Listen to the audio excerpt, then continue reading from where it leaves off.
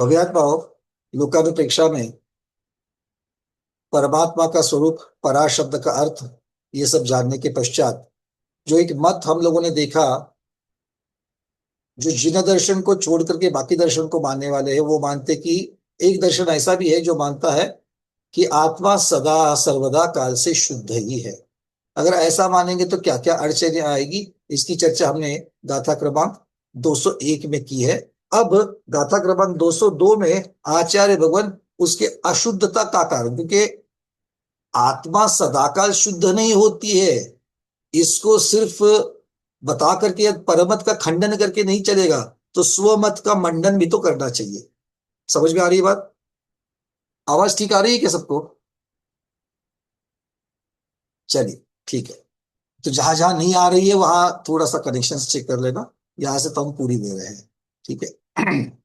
तो आचार्य भगवान जैसे परमत का खंडन कर रहे हैं, वैसे स्वमत का मंडन करने के लिए आगे की ये जो गाथा है, गाथा क्रमांक 202, ये आ रही है कि आत्मा अशुद्ध क्यों है। वहां पर आत्मा सदा सर्वकाल शुद्ध क्यों मानी थी? तो वहां पर जीव कर्म बंधन से मुक्त होता है ऐसा मान करके शुद्ध मान रहे थे, उस चीज का खंडन कर दिया। इसका मतलब है आत्मा अशुद्ध है, तो आत्मा अशुद्ध है इसका मतलब है कर्मों से बंधी हुई है। तो इसके ऊपर अब चर्चा चलेगी। आचार्य भगवत यहाँ पर कह रहे हैं, सव्वे कम निबद्धा संसार मरण अनायिका लम्ही पश्चातोड़ीय बंधम शुद्धा सिद्धा ध्रुवम होंती। बड़ी सुंदर प्राकृत है।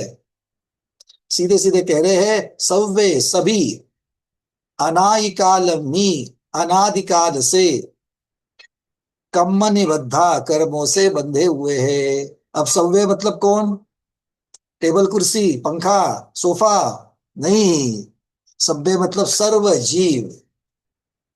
सर्व जीव में आप और हम आते हैं क्या? नहीं, चेक कर रहा हूं मैं सिर्फ। कोई खुला तो नहीं बैठा है, सब लोग बंधे हुए बैठे हैं ना। कोई खुला तो नहीं बैठा है बिना बंधा हुआ। हाँ, बहुत बढ़िया। ठीक है। चलिए, तो सब जो बंधे हैं वो क्यों बंधे हैं? तो बोल रहे हैं, कर्म निबद्धा, हम कर्म से बंधे हैं।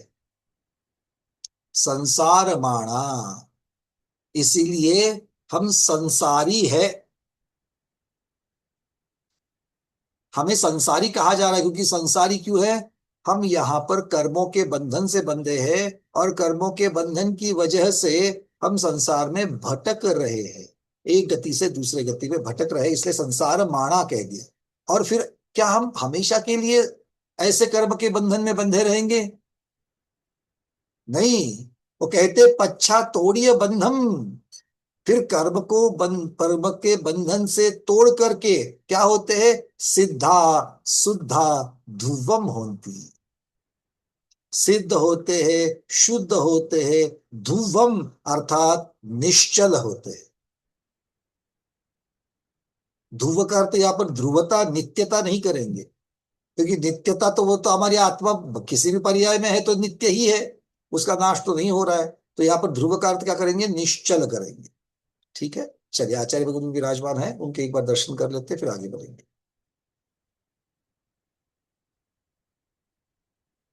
उनका जी आशीर्वाद। ज्ञान योगी आचार्य भगवत श्री विद्यानंद जी गुरुदेव की जय। नमोस्तु नमोस्तु नमोस्तु। तो पंकज जी सभी को आशीर्वाद। तो इसका अर्थ क्या हो गया कि सभी संसारी जीव अनादिकाल से कर्म से बंधे हुए हैं, इसलिए संसार में भटकते हैं, और फिर पश्चात बंधन तोड़ करके सिद्ध हो जाते हैं। सिद्ध होते हैं, शुद्ध होते हैं, और ध्रुव अर्थात निश्चल होते हैं। सिद्ध भगवान निश्चल है कि नहीं है? निश्चल है क्या? देखो, निश्चलता दो तरीके से होती है। निश्चलता, या फिर उल्टा कह के हम लोग कहेंगे कि जो अनिश्चलता होती है, अर्थात चंचलता। जो निश्चल नहीं है वो चंचल है। तो वो चंचलता कैसी है? दो जगह से चंचल है। एक, अपनी जगह पर ही परिस्पंदन होना, क्षेत्र से क्षेत्रांतर नहीं करेंगे, एक जगह से दूसरी जगह उठ करके नहीं जाएंगे, अपनी जगह पर ही हिलेंगे डुलेंगे, अपनी जगह पर ही परिस्पंदन होगा। ये एक प्रकार की चंचलता है। और दूसरी चंचलता, सीधे यहां से उठ करके कहीं दूसरी जगह जाएंगे। ठीक है। अब सिद्ध भगवान किस प्रकार की चंचलता से रहित है? सिद्ध भगवान किस प्रकार की चंचलता से रहित है? दूसरी वाली, जो एक जगह से दूसरी जगह जाते हैं, सिद्ध भगवान कहीं जा रहे हैं क्या? नहीं जा रहे, तो वो उस अपेक्षा से भी वो निश्चल है। और एक ही जगह पर परिस्पंदन उनका होता है क्या? हाँ, ये अब सोचने वाली बात है ना, इसलिए आधे से ज्यादा हाथ नीचे चले गए। स्मिता दीदी, उनका परिस्पंदन होता है क्या अपनी अपनी जगह पर? भैया त्यांच्या ज्ञानामध्ये सतत मेरा प्रश्न का उत्तर हाँ या ना दे दो। हा हा हा परिस्पंदन होता है उनके आत्मा में? आत्मामध्ये परिस्पंदन म्हणजे त्यांच्या ज्ञानात सतत झळकत असतं ना, म्हणजे ज्ञान में जो झलकता है वो बात ठीक है, ज्ञान में जो चीज पदार्थ झलकते हैं, क्या उसकी वजह से आत्मा में परिस्पंदन होता है क्या? क्योंकि हम लोग चर्चा कर रहे हैं चंचलता की। आत्म्यामध्ये परिस्पंदन झाल्याशिवाय ते झळकणार अच्छा, कसं? तो आपको कहना है, स्मिता दीदी को कहना है कि आत्मा में परिस्पंदन तो होगा ही, उसके बिना ज्ञान कैसे बदलेगा, ज्ञान में कैसे झलकेगा? अरे रुको रुको, स्वाति दीदी जोर से ना बोल रही है। स्वाति दीदी, क्या हो गया? स्पंदन नहीं होता आत्मा में, वो स्थिर रहते ना। वो स्थिर रहते हैं। अच्छा, स्थिर रहते हैं मतलब एक जगह से दूसरी जगह नहीं जाते, बट अपनी जगह पर आत्मा में परिस्पंदन होता है क्या? इसकी चर्चा चल रही है। नहीं होता लगता है। चलो, अब यहाँ पर एक बात को हमको समझना है सब लोग। चलो एक बार दीपा दीदी को पूछ लेते। दीपा दीदी बोलो, आपको क्या लगता है? मन वचन काय से जो परिस्पंदन आत्मा में होता है वो नहीं होता उधर, मगर उनके ज्ञान की पर्याय समय समय को बदलती रहती है, हमको नहीं समझ। आत्मा में परिस्पंदन होता है क्या? इतना सीधा साधा है, आप लोग कहाँ कहाँ कहाँ जा रहे हो? नहीं होता, मन वचन काय का योग ही नहीं है उनको। तो दीपा दीदी कह रही है कि नहीं होता, अयोगी है वो। और स्मिता दीदी यहाँ पर कह रही है कि होता है। पूर्णिमा दीदी, क्या लग रहा है, दाहोद में क्या चर्चा है? भैया जी, उनमें सद्गुण हानि वृद्धि होती है, इसके कारण परिस्पंदन होता है। षटगुण हास्तार हानि वृद्धि होती, इसलिए परिस्पंदन होता है। हेमांगी दीदी, वंदना भैया, परिस्पंदन होता है, उत्पाद व्यय द्रव्ययुत है, आत्मा तो होता ही है। उत्पाद व्यय द्रव्य की वजह से उनमें परिस्पंदन होता है। रेखा दीदी, योग की अपेक्षा से लिया तो परिस्पंदन नहीं होगा। और किस अपेक्षा से लिया तो नहीं होगा? और किस योग अपेक्षा होगा? उनके ज्ञान के अविभाग प्रतिच्छेद में जो चेंजेस हो गए उसकी अपेक्षा से परिस्पंदन होगा, लेकिन योग की अपेक्षा से नहीं होगा। रविंद्र पिंजरकर साहब, क्या बोलना है आपको? परिस्पंदन नहीं होता। पक्का ठाम परिस्पंदन नहीं होता, लॉक किया जाए। हाँ, चलो रितु दीदी, आपको क्या कहना है? ना भैया जी, उत्पाद व्यय द्रव्य की वजह से शायद परिस्पंदन होता ही है, मेरा तो यही कहना है। शायद लगा दिया, चलो ठीक है। कुसुम शायद दीदी तो नहीं बोलो। लगा दिया, पहले तो कंफर्म था। वंदना भैया जी, चलो देखते हैं अभी अगुरु क्या लघु निकल। अगुरु लघु गुण के कारण अलग अलग द्रव्य गुण की चर्चा। अरविंद जी, वंदना भैया, नहीं होता है उसमें, भाव मन भी नहीं होता है, योग की प्रवृत्ति भी नहीं होती है। भाव मन तो भगवान को 13वें गुण स्थान में भी नहीं होता, तो 13वें गुण स्थान में भगवान का परिस्पंदन होता है कि नहीं आत्मा का? होता है। इधर उधर क्या नहीं कहे? होता। चलो अब एक बात को हम लोग समझ लेते हैं पहले। इसको याद कैसे रखेगी, इसका उत्तर कैसे निकालेगी, ये महत्वपूर्ण है। हमें रखना नहीं है कोई उत्तर। सबसे पहली बात, जब भी आत्मा का परिस्पंदन होता है तो क्या होता है? आत्मा के परिस्पंदन में जब जब जीव यहाँ पर संसारी अवस्था में जब जीव है, तो आत्मा के परिस्पंदन के साथ में उसका कार्य क्या है? आत्मा का परिस्पंदन हुआ तो उसके आगे क्या होता है? कर्मों का आश्रय। कर्म और नो कर्म का आश्रव होता है। सबको समझ में आ रही बात? अब कर्मों का आश्रव, नो कर्म का आश्रव, संसारी अवस्था के दो भेद करो, एक छद्मस्थ अवस्था, एक केवली अवस्था या वीतराग अवस्था। वीतराग अवस्था में क्या होता है? कर्म भी आ रहे, नो कर्म भी आ रहे, किंतु कर्मों के स्थिति अनुभाग नहीं पड़ रहा है, नहीं, उसी समय आकर के उसी समय निकल के जा रहे हैं। इसका मतलब है अकेला योग भी जहां पर है, योग मतलब मन वचन काया की प्रवृत्ति है, आत्मा का परिस्पंदन है, तो कर्म नो कर्म आएंगे। अगर सिद्ध भगवान में परिस्पंदन हो किसी भी कारण से, जो जो आप लोग सोच रहे हो, ये गुण है वो गुण है, पता नहीं और क्या क्या लगा रहे हो, आत्मा में झलक रहा है, उत्पादित द्रव्य है। किसी भी कारण से अगर सिद्ध भगवान की आत्मा में परिस्पंदन होगा तो भगवान फिर से कर्म नो कर्म को धारण करेंगे, ग्रहण करेंगे कि नहीं करेंगे? करेंगे। आ रही है बातें समझ में? तो आप जितना उत्पाद वे द्रव्य की चर्चा करो, द्रव्य है तो होगा ही होगा, किंतु पर्याय में होगा। कौन सी? दो ही तो चीजें हैं उनके पास, दर्शन और ज्ञान। उसकी उसकी पर्याय में होगा दर्शन और ज्ञान। अब हमारे यहाँ जो परिस्पंदन हो रहा है, हमारे यहाँ परिस्पंदन किसकी वजह से हो रहा है? मन वचन काय की प्रवृत्ति। सीधी बात है, मन वचन काय की प्रवृत्ति के बिना नहीं हो रहा है, परिस्पंदन नहीं हो रहा है। और इसीलिए जीव आहारक है। विग्रह गति में, मोड़े वाली विग्रह गति से जब जाता है तो मन वचन काय की प्रवृत्ति होती है क्या? नहीं होती। और इसीलिए जीव अनाहारक हो जाता है, किसी प्रकार की कर्म नो कर्म को नहीं लेता है।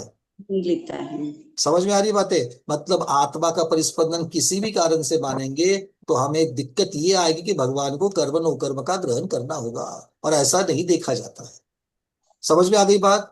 तो कारण और कार्य को अगर हम लोग याद रखेंगे तो हमें समझ में आएगा कि सिद्ध भगवान में कहीं पर भी हमें परिस्पंदन। तो ये जो निश्चलता है ना भगवान की, इसीलिए तो निश्चलता है कि भगवान गमन क्षेत्र से क्षेत्रांतर की अपेक्षा से भी निश्चल है और परिस्पंदन की अपेक्षा से भी निश्चल है। दोनों चीजें वहां पर नहीं हो रही है। और इसके साथ में बहुत सारी चीजें लगा सकते हैं, ध्रुव स्वभाव की अपेक्षा से लगा सकते हैं। अब उस स्वभाव में कोई बदलाव आने वाला नहीं है भगवान के।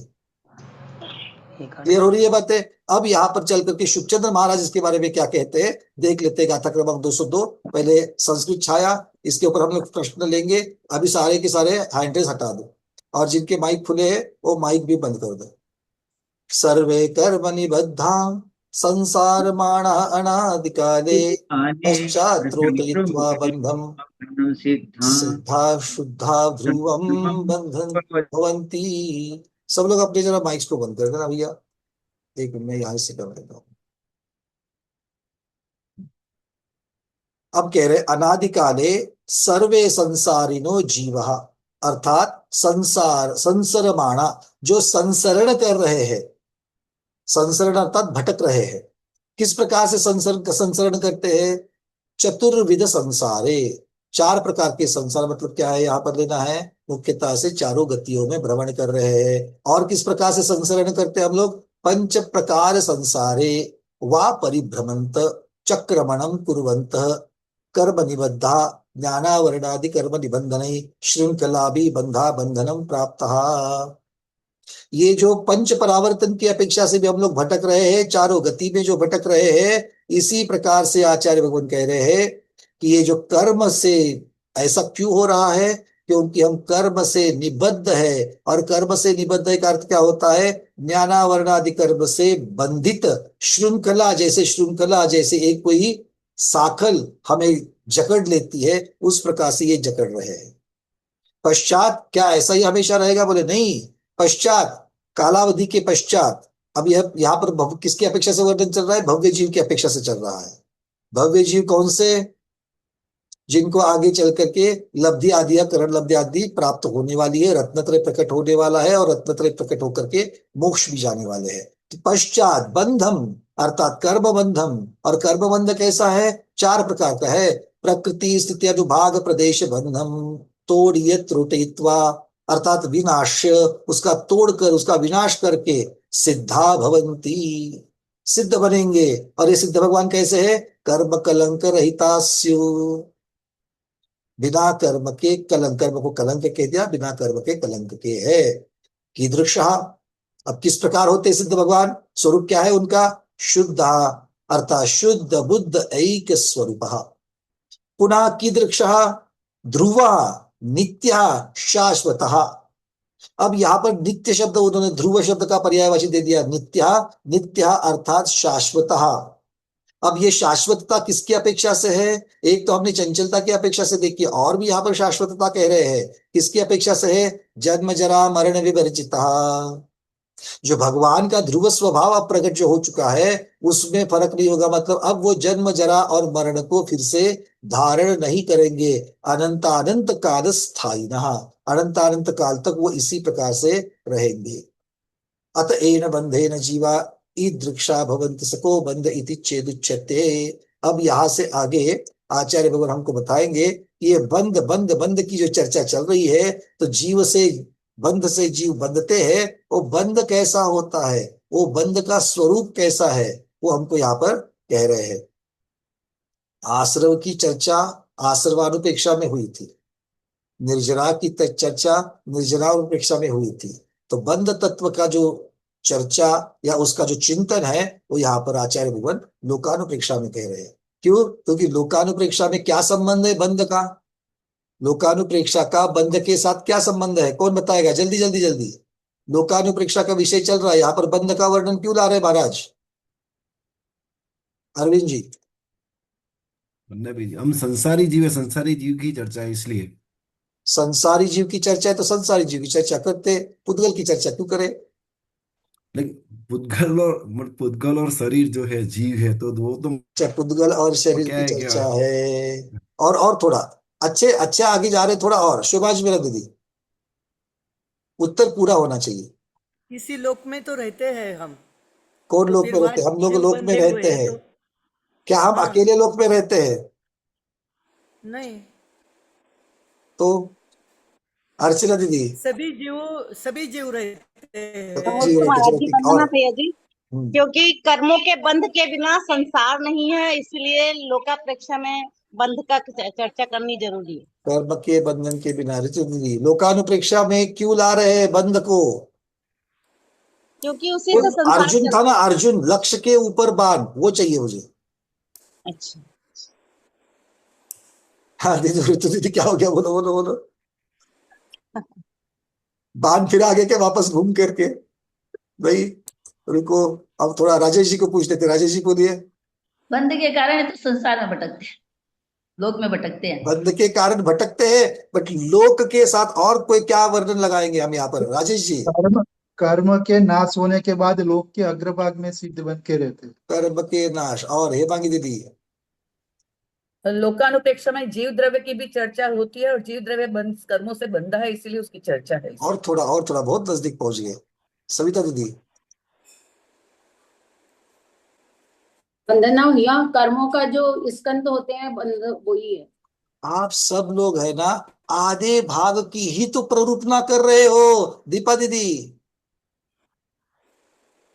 जो क्षय द्रव्य है वो सब लोक में ही रहते हैं। बस ये सुनने के लिए कान तरस रहे थे।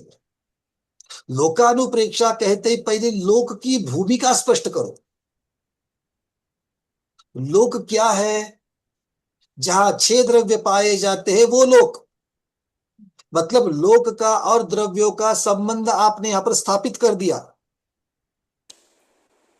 अब आप जीव की चर्चा करो, पुद्गल की चर्चा करो, किसकी भी करो। क्यों? क्योंकि आपने संबंध लोक के साथ लगा दिया। समझ में आ रही है बातें?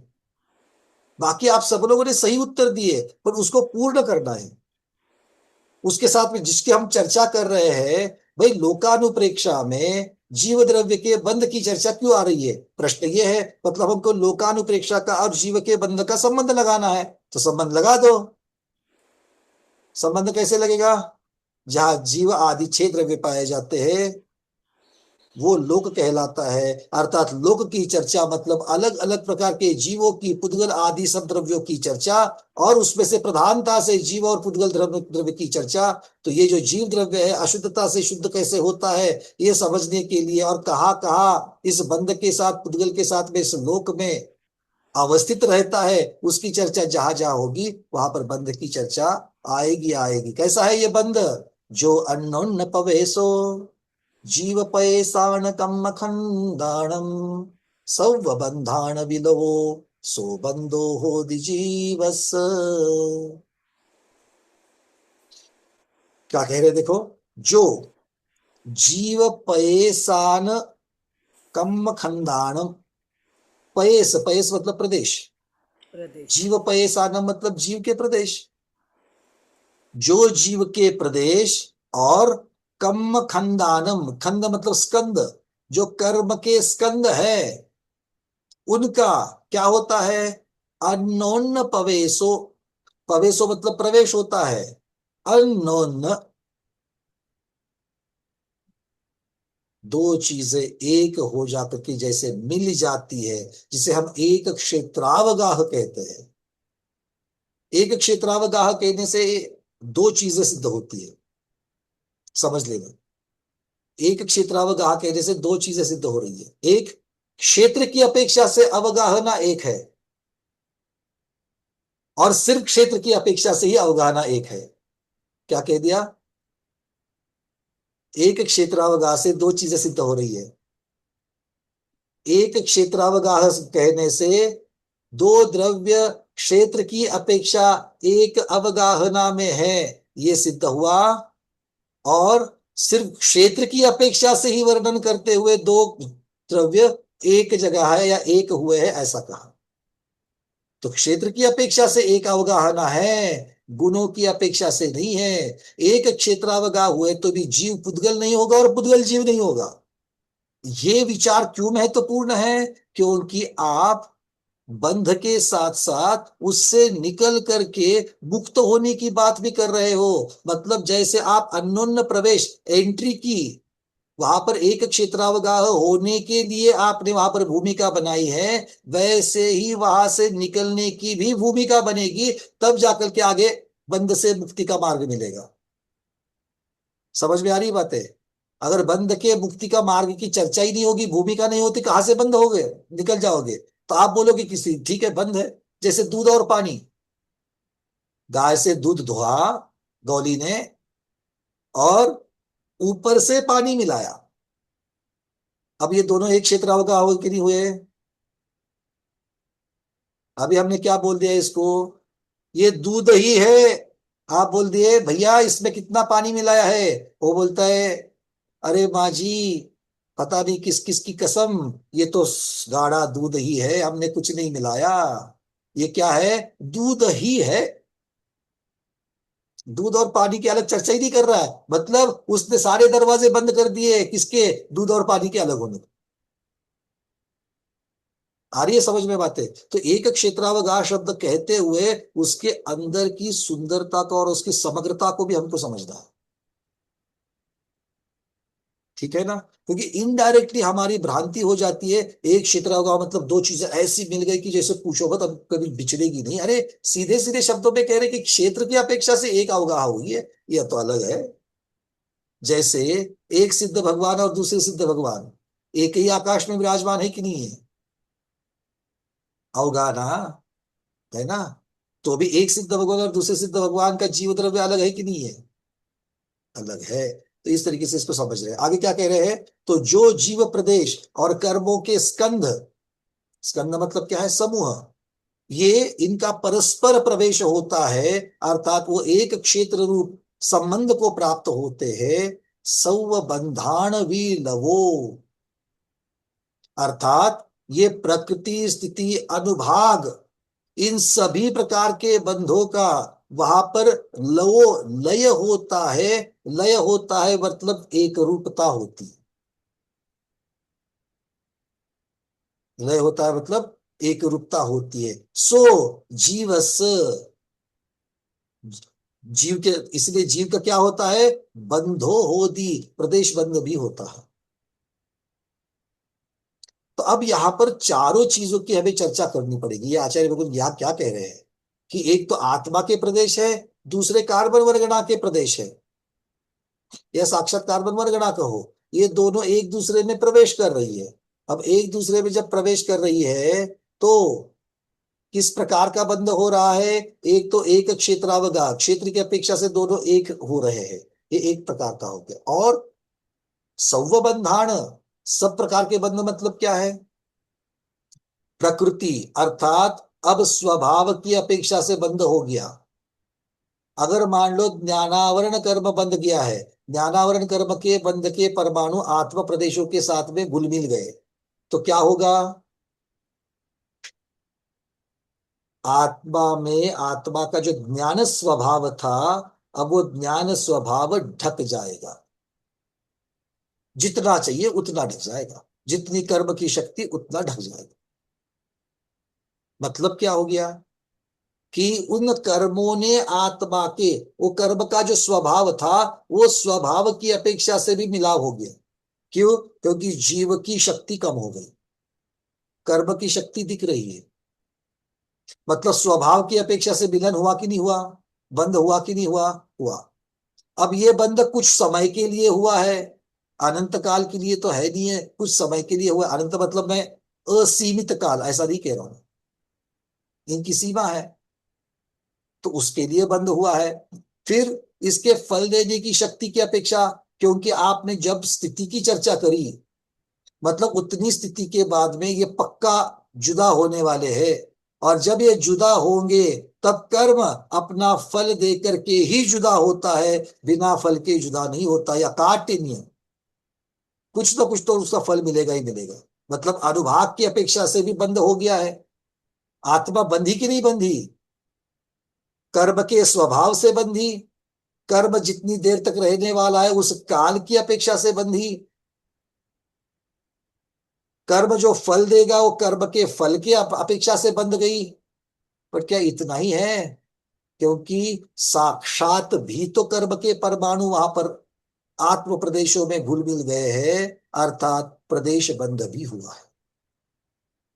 ठीक है, तो ये यहाँ पर आचार्य भगवान कह रहे हैं कि इस सब प्रकार के बंध होते, तो ये बंध का स्वरूप है। बंध का स्वरूप क्या है? आत्म प्रदेश और कर्म के प्रदेश दोनों एक दूसरे में एक क्षेत्रावगाह हो जाते हैं और चारों प्रकार के बंध को प्राप्त होते हैं, स्वभाव की अपेक्षा, काल की अपेक्षा, अनुभाग शक्ति की अपेक्षा, और प्रदेश अर्थात संख्या, कर्म पूर्वल प्रवर्गणा की संख्या की अपेक्षा। तो इस प्रकार से ये बंध कहलाता है। सबको समझ में आ रही बात है? बंध के चारों भेद आप लोग अच्छी तरीके से जानते हो, बरसों से आपने पढ़े हुए हैं। यहाँ पर आत्मा की तरफ हमको देखना है। कौन बंध रहा है?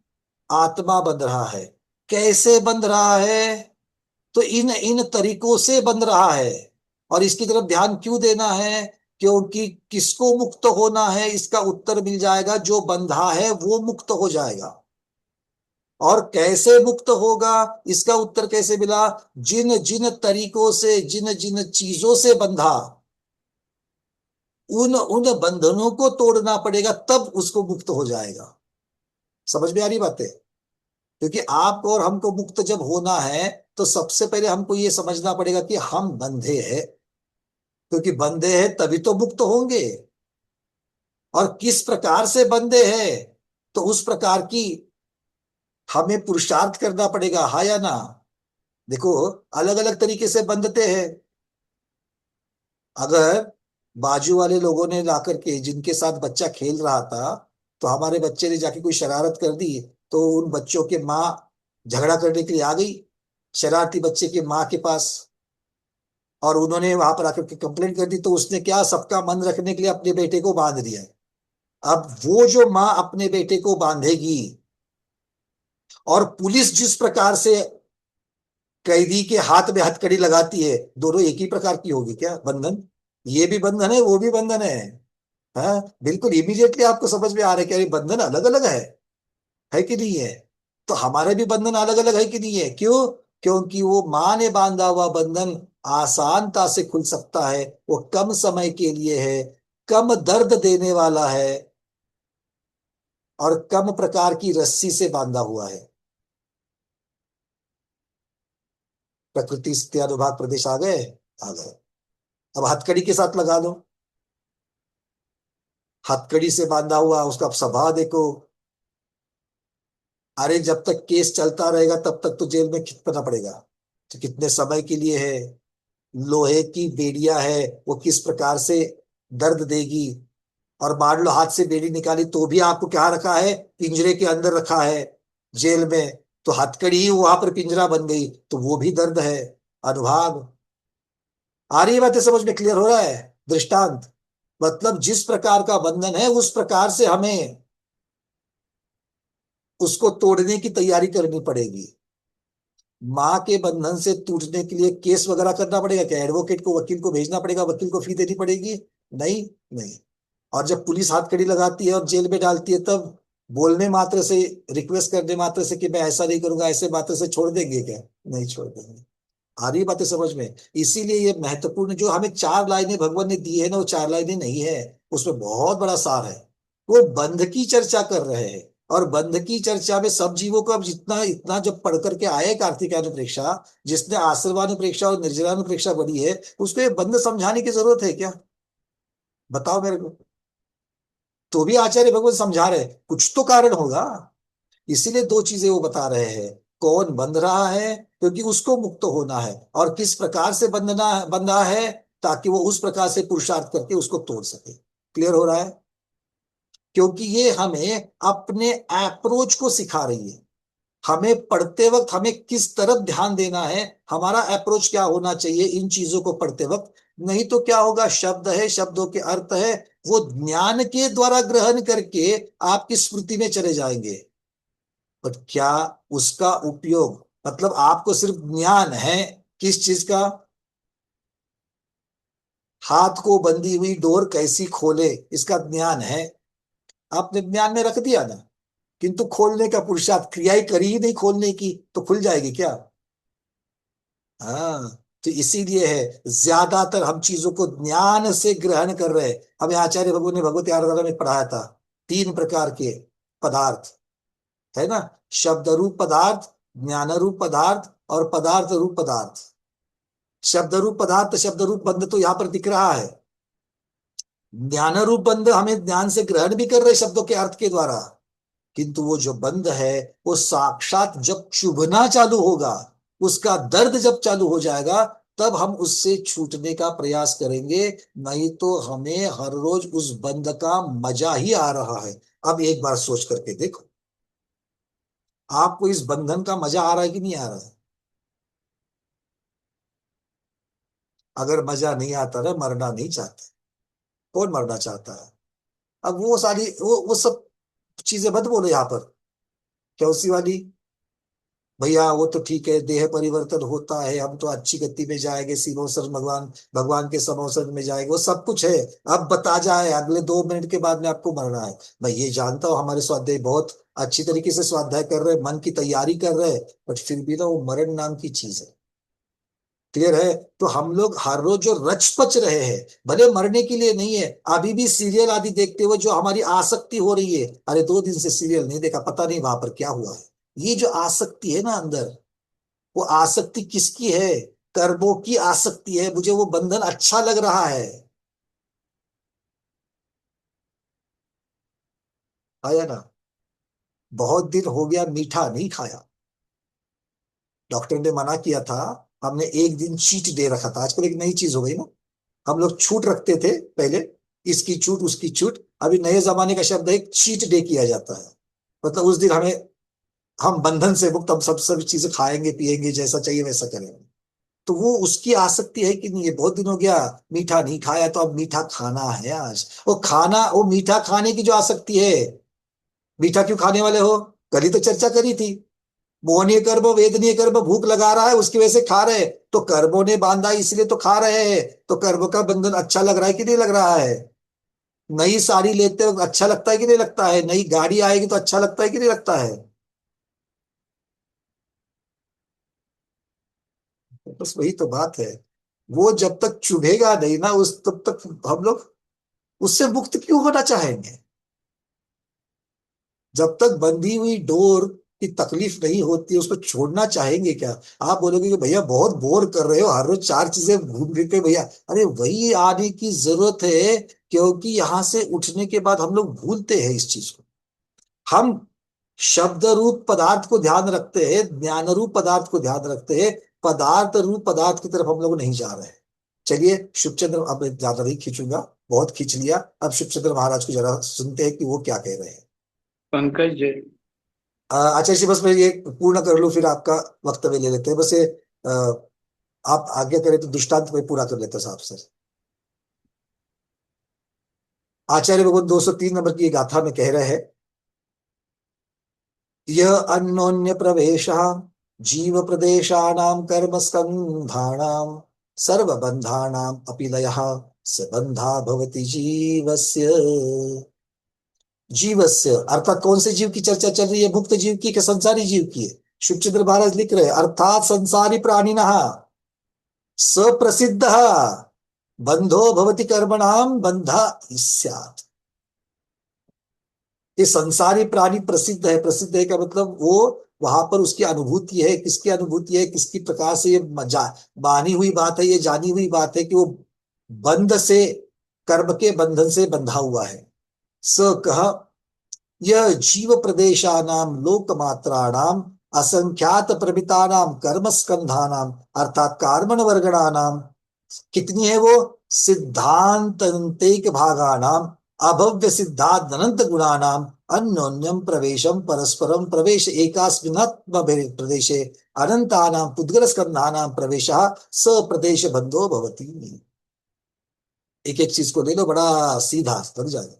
क्या कह रहे देखो, यह जीव प्रदेशानाम, जीव प्रदेश, आत्मा के प्रदेश कितने हैं? लोकमात्राणाम असंख्यात प्रमितानाम, आत्मा के प्रदेश कितने होते हैं? एक लोक प्रमाण, अर्थात एक लोक के जितने प्रदेश होते हैं। लोक मतलब कौन है? आकाश द्रव्य की पर्याय। तो उस पर्याय में आकाश द्रव्य के जितने प्रदेश आते हैं, कितने आते हैं? असंख्यात प्रदेश आते हैं, अर्थात जीव भी असंख्यात प्रदेशी है। तुलना करके बता दिए। आगे कर्मस्कंधानाम, अर्थात कर्मस्कंध शब्द आपने लगा दिया गाथा में, तो कर्मस्कंध किसे कहा है? कार्बन वर्गणा नाम, कार्बन वर्गणा को कह दिए। और ये कार्बन वर्गणा कितनी है? सिद्ध राशि के अनंतवे भाग प्रमाण अथवा अभव्य राशि के अनंत गुणा प्रमाण। यहां पर अभव्य सिद्ध शब्द लगा दिया। आपको अगर याद आ रहा है कोमटसार जीवकांड, वहां पर भी यही शब्द लगाया था आचार्य भगवान ने, भव्य सिद्ध और अभव्य सिद्ध, और बीच में फिर भव सिद्ध को जोड़ दिया था। याद आ रहा है कि नहीं आ रहा है? अरे याद आ रहा है तो एक बार बोलो, सिद्धार्थ चक्रवर्ती नेमिचंद्र महाराज की जय। अब बोल रहे आगे, ये तो बता दिया ये आत्म प्रदेश असंख्यात प्रदेशी है और कार्बन वर्गणा अनंत प्रदेशी है, यह अनंत की संख्या में है। इनका क्या हो रहा है? अन्योन्य प्रवेश, अर्थात परस्परम प्रवेश। ये परस्पर प्रवेश कैसे हो रहा है? एकस्मिन आत्म प्रदेशे अनंतानाम पुद्गल स्कंधानाम प्रवेश। एक एक आत्म प्रदेश के ऊपर अनंत अनंत पुद्गल वर्ग, जो पुद्गल वर्गणा है वो उसके साथ बन रही है। एक एक आत्म प्रदेश के साथ में अनंत अनंत पुद्गल वर्गणा बन रही है। हम जानते कि नहीं जानते? इसी को तो हम समय प्रबंध कहते हैं। तो यही बात कह रहे हैं। अब ये चूंकि यहां पर किसकी चर्चा चल रही है? अनंत पुद्गल वर्गणा की चर्चा चल रही है, मतलब एक संख्या की चर्चा चल रही है। कितने परमाणु बन रहे, कितने स्कंद बन रहे, इसकी चर्चा चल रही है। मतलब 4 प्रकार के बंध में से कौन से बंध की चर्चा चल रही है? प्रदेश बंध की चर्चा चल रही है। इसलिए आचार्य भगवान कहते हैं सप्रदेश बंधो भवति। इस प्रकार से ये प्रवेश बंध हो गया। अपि पुनः सर्वबंधानाम, अब सर्व प्रकार के बंध में और क्या क्या हो जाएगा? प्रकृति स्थिति अनुभाग बंधानाम लवो, अर्थात लयः लीनश्च, अर्थात प्रकृति स्थिति और अनुभाग बंध भी यहाँ पर प्राप्त होंगे। उक्तंच, कहा भी है, जीव पैसे के तम पैसाहु अंत परिहीना होंति घना निबिड़ भुवो संबंधो होइना यवो। अब यह कह रहे कि जीव राशि अनंतहा, जीव राशि कितनी है? अनंत है कि नहीं है? अनंत है। फिर प्रत्येकेनैकस्य, उसमें से एक एक जीव के, जीवस्य असंख्यातः प्रदेशः, जीवस्य और असंख्यात का अ मिलकर के हो गया जीवस्या, अ का लोप हो गया। जीवस्या संख्यातः प्रदेशः आत्मनः, आत्मा के प्रदेश, उसमें से एक एक प्रदेश के साथ में ये लग रहे हैं, अनंत अनंत प्रदेश लग रहे हैं। वो किस प्रकार से है? एकस्मिन् प्रदेशा कर्म प्रदेशा हुस्फुटम अंत परिहीना इति अनंता भवन्ति। एक एक आत्म प्रदेश के साथ साथ में अनंत अनंत वर्गणाएं लग रही है, और ऐसे एक जीव के असंख्यात है, ऐसे जीव कितने हैं? अनंत जीव संसार में है। एतेषाम आत्मकर्म प्रदेशानाम सम्यक बंधो भवति। इस प्रकार आत्म और कर्म का, आत्म प्रदेश और कर्म प्रदेश, प्रदेशानाम शब्द जो है वो दोनों के साथ लगेगा, आत्म के साथ और कर्म के साथ। तो ये आत्म प्रदेश के साथ कर्म वर्गणा जो है सम्यक बंधो भवंती। सबंधा की लक्षणों ज्ञातव्य। इसका ये लक्षण जो है, इस बंध का जो लक्षण है, ये किस प्रकार से जाने? तो कह रहे हैं घनहा अर्थात निबिड़ भूता घनवत। ऐसा जैसे घन, ये पतला वाला कोई प्रवेश एक दूसरे के साथ में बंध नहीं है। घन किस प्रकार से बंध को प्राप्त हो गए हैं? घन के जैसे, निबिड़ के जैसे। हम लोग निबिड़ शब्द किसके साथ लगाते हैं? अरण्य के साथ। निबिड़ अरण्य, निबिड़ का अर्थ होता है घनदाट।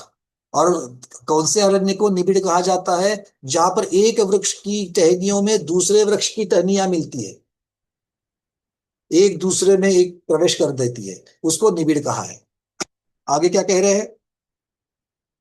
लोह मुद्गरवत निबिड़ भूता दृढ़तर इत्यर्थः।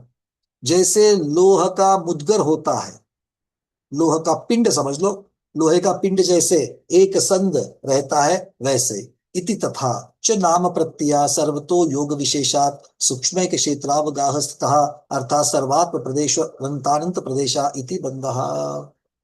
ये सब लोग जानते हैं, इस प्रकार से इसको समझना। अत सर्वेषु द्रव्येषु जीवस्य परम तत्वं निगदति। अब यहां से आगे वो कहने वाले हैं कि सर्व द्रव्यों में ये जो जीव द्रव्य है वही उत्तम परम तत्व है। आपने लोक की चर्चा करी, जीव की चर्चा करी, जीव के शुद्धता की चर्चा करी, जीव की अशुद्धता की चर्चा करी। जीव अशुद्ध क्यों है? तो वो बंध की वजह से है, और वो बंध कैसा है उसका भी स्वरूप आपने बता दिया। और चूंकि जीव के आत्म प्रदेशों में ये ऐसे एक क्षेत्रावगाह दूसरा द्रव्य मिल जाता है, इसलिए जीव द्रव्य अशुद्ध होता है, ऐसा आचार्य भगवान ने कह दिया। और वो अशुद्ध है, वो उसी की वजह से वो शुद्ध हो सकता है, और जब वो शुद्ध होता है तभी तो जाकर के उत्कृष्टता को, परमात्मा पद को प्राप्त कर लेता है। अब ये कह रहे हैं कि सब द्रव्यों में लोक के जो 6 द्रव्य पाए जाते हैं उनमें जीव द्रव्य ही उत्तम परम तत्व है, ऐसा कहते हैं। उसके पहले, आगे जाने से पहले, अब आचार्य भगवान विद्यानंद महाराज जी कुछ कह रहे थे। आचार्य भगवान आपसे विनती है, आप कुछ देशना दे रहे थे, दीजिए। मेरी आवाज आ रही है ना? आ रही भगवान। मेरी ये जिज्ञासा है कि ये 6 द्रव्य लोक में ही है, तो किसी भी द्रव्य संबंधी जब अपन चर्चा करेंगे तो ये भी लोकानुप्रेक्षा का ही चिंतन होगा ना? बिल्कुल भगवान, क्योंकि उसके साथ में प्रभुक्ता वर्ण, प्रमुख वर्णन और गौण वर्णन की अपेक्षा से कहा है। क्योंकि लोकानुप्रेक्षा में आचार्य भगवान कार्तिक स्वामी ने पहले लोक की परिभाषा करी, और फिर लोक की परिभाषा करके उसके अंदर के 6 द्रव्यों को दिखाया, और 6 द्रव्यों में फिर उन्होंने प्रदान करके जीव और पुद्गल को दिखाया, क्योंकि यही तो जो है जिसमें कार्यकारी भाव है, या जिनके अंदर क्रियावती शक्ति है, और जिनके निमित्त से ही बाकी के जो है वो सहयोगी बन जाते हैं। उनके स्वभाव जो सहयोगी करने के हैं, क्योंकि गति में सहायक हो, अवधारणा में सहायक हो, स्थिति में सहायकता जो हो, या वर्तने में जो सहायक हो, वो किसको सहायता कर रहे हैं? तो पुद्गल और जीव को कर रहे हैं। और फिर उन्होंने वर्णन जो है वो जीव और पुद्गल का प्रधान से करना शुरू कर दिया। इस प्रकार से लोकानुप्रेक्षा में इन्होंने द्रव्यों के साथ में संबंध लगाया। मेरी ये दूसरी एक जिज्ञासा ये है, अभी आप बंध व्यवस्था जो बता रहे थे जी, एक आत्मा में असंख्यात प्रदेश है, प्रत्येक प्रदेश में अनंत अनंत कर्म आश्रय को प्राप्त होते हैं, तो कर्म का कर्म के साथ बंध होता है।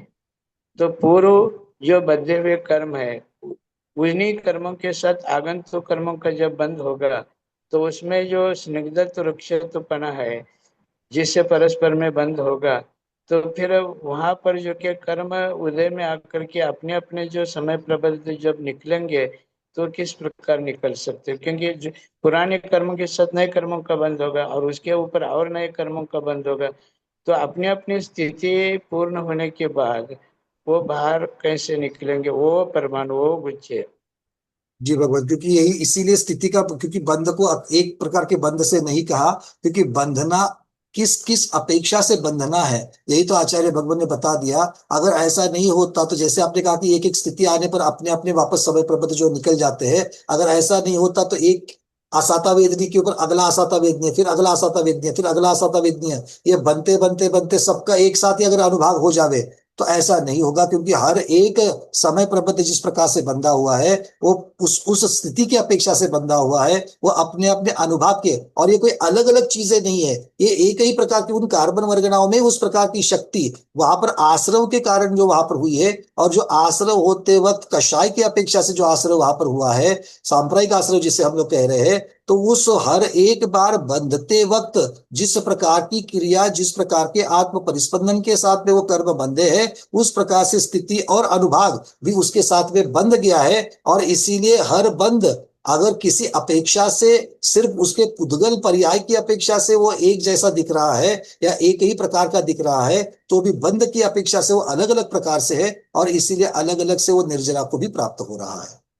और अगर ऐसा नहीं होता तो फिर जो संक्रमण होकर के जो प्रकृति में भी संक्रमण जिस प्रकार से होता है, स्थिति में अपकर्षण उत्कर्षण होता है, अनुभाग में उत्कर्षण अपकर्षण होता है, ये चीजें हो ही नहीं सकती।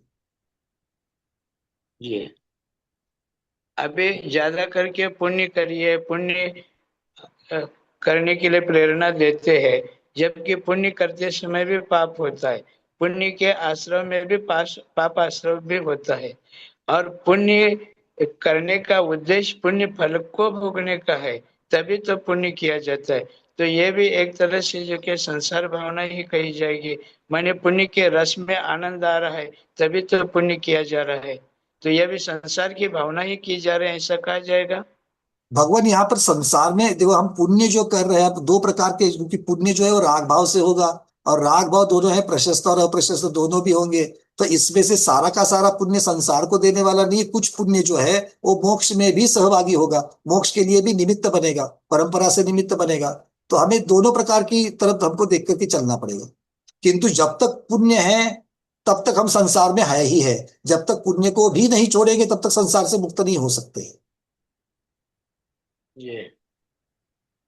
भाई सबको समझ में आ रही क्या? आचार्य भगवान यहाँ पर ऐसी चर्चाओं को उठाते हैं ताकि इसके साथ साथ में और भी चीजों की चर्चा हो सके। ठीक है, क्लियर है? चलिए, कुछ हाथ ऊपर है उनको ले लेते हैं, फिर उसके पश्चात आगे बढ़ेंगे। रेखा दीदी। हाँ, नमस्ते गुरुवर वंदना भैया। भैया अभी ऐसा समझेगा कि बंध के कारण तो एक है हर जीव के, लेकिन हर जीव के बंध के जो कार्य की वजह से कारण की वजह से होनारा कार्य अलग अलग है, प्रदेश स्थिति उनकी अपेक्षा से। जी जी बिल्कुल, मतलब देखिए हर समय में बंद हो रहा है, और हर समय में स्थिति, अनुभाग, प्रकृति, प्रदेश, ये सारी चीजें जो है वो तो चार प्रकार के बंध हो ही रहे हैं प्रति समय। बंध तो एक ही है, उसको चार प्रकार की शक्तियां है, उसके अंदर चार प्रकार की विवक्षाएं है, इसी को चार प्रकार के बंध कह दिए। वो ऐसा नहीं होता कि पहले ये हुआ या उसके बाद हुआ या चार प्रकार के गोले आकर के मिल गए, ऐसी तो कोई पद्धति नहीं है। रविंद्र जी। समय सार ग्रंथराज जी में आचार्य कुंदाचार्य जी ने निश्चय से जीव को शुद्ध कहा है, त्रिकाल शुद्ध कहा है, और अन्य मत में भी अभी ये शुद्ध कह रहे हैं। ये दोनों के कथन में क्या भिन्नता है? बहुत सुंदर। देखिए, अन्य मती उसको हमेशा से सिर्फ एक ही प्रकार से ही शुद्ध मान रहे हैं, मतलब शुद्ध ही मान रहे, कभी अशुद्ध था ही नहीं है। किंतु यहाँ पर जब समय सार जी में जो कुनकुन स्वामी कह रहे हैं, वो निश्चय को प्रधान करके कह रहे हैं, शुद्धता के गुणों को प्रधान करके कह रहे हैं, किंतु उन्होंने व्यवहार को, गौणता को नहीं छोड़ा है। इसलिए जब तक दोनों को साथ लेकर के नहीं चलेंगे तब तक समग्रता नहीं होगी, एकांत बन जाएगा, और जहां एकांत बनेगा वो गलत हो जाएगा। ये मुख्यता से फर्क। पंकज जी भगवान। अपने यहाँ जैन दर्शन में संसारेण मुक्तस्य कहा। जी माने जीव पहले अशुद्ध था, कर्मबद्ध था, फिर तपस्या आदि करके कर्म से मुक्त होता है और शुद्ध होता है। उनके अन्य मतों में जो क्या है, सर्वथा ही शुद्ध है ऐसा माना जाता है। यही मौलिक अंतर है। बिल्कुल बिल्कुल, मतलब वहां पर शुद्ध ही शुद्ध है, यहाँ पर अशुद्ध से शुद्ध होगा, ये फर्क। कुसुम दीदी। नमस्ते आचार्य भगवान, वंदना भैया जी। वो परिस्पंदन की जो चर्चा चली थी अपने पहले, थोड़ा कंफ्यूजन हो गया। परिस्पंदन और परिणमन में फर्क क्लियर करिए थोड़ा सा। देखो, परिस्पंदन ये जैसे वाइब्रेशन जैसी चीजों को समझ सकते हैं, उसको एक बहुत स्थूलता से अगर समझने के लिए, और परिणमन मतलब ट्रांसफॉर्म होना। परिणमन हो जाना, परिणमन हो जाना मतलब एक चीज से दूसरी चीज में परिणमन हो जाना, मतलब ट्रांसफॉर्म हो जाना। आप परिणमन हिंदी में कह रहे हो, उसको इंग्लिश में ट्रांसफॉर्म, मतलब एक अवस्था से दूसरी अवस्था में चले जाना, इसको परिणमन कहेंगे। जैसे उपयोग भी है, तो जीव अगर मान लो दर्शनोपयोग के साथ है और फिर ज्ञानोपयोग के साथ में, तो जीव का परिणमन हो गया। कहां से? दर्शनोपयोग से ज्ञानोपयोग में परिणमन हो गया। इस प्रकार से समझ सकते हैं, एक पर्याय से दूसरी पर्याय में चला जाए।